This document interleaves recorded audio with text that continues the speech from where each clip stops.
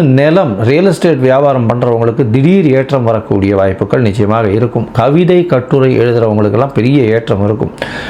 சுக்கிரன் சம்பந்தப்பட்ட அதாவது கலைத்துறை இந்த மாதிரியான விஷயங்களில் இருக்கிறவர்களுக்கெல்லாம் பெரிய ஏற்றம் இருக்கும். தாயின் உடல்நிலையில் நல்ல ஒரு ஏற்றம். அது தவிர புதிய வீடு மனை வாங்கக்கூடிய பாக்கியங்கள் இந்த காலகட்டத்தில் நிச்சயமாக உண்டு. குழந்தைகள் மூலியமாக சிறு சிறு தொல்லைகள் வந்தாலும் நிச்சயமாக வெற்றி இலக்கை கட்டக்கூடிய வாய்ப்புகள் நிச்சயமாக இருக்கும். 11ஆம் இடத்தில் இருக்கக்கூடிய ராகு அதீத லாபத்தை கொடுக்கக்கூடிய வாய்ப்புகள் நிச்சயமாக உண்டு.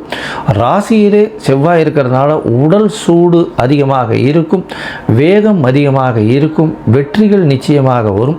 அது தவிர உஷ்ணத்தினால பிரச்சனைகள் வரக்கூடிய, உடலுக்கு பிரச்சனை வரக்கூடிய வாய்ப்புகள். ஏன்னா 8ஆம் அதிபதியும் உங்களுடைய ராசிநாதனே, அதனால் ராசியிலே இருக்கிறதுனால மறைவு இடங்களில் நிச்சயமாக உஷ்ணத்தின் பிரகாரம் பிரச்சனைகள் வரக்கூடிய வாய்ப்புகள் நிச்சயமாக உண்டு.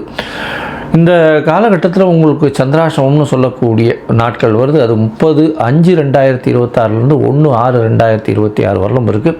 இந்த காலகட்டத்தில் புதிய முயற்சிகள் வேண்டாம், வெளியூர் வெளிமாநில பிரயாணம் வேண்டாம்னு சொல்கிறோம். ஒரு வேளை பண்ண வேண்டி இருந்ததே ஆனால் சந்திரனுக்கு உண்டான எளிய பரிகாரம்னு சொல்லக்கூடிய அருகில் இருக்கக்கூடிய கோசாலையில் அகத்திக்கீரை கட்டு கொடுத்துட்டு போங்க பசுமாட்டுக்கு. சந்திரனுக்கு உண்டான எளிய பரிகாரமாக சொல்லப்படுறது.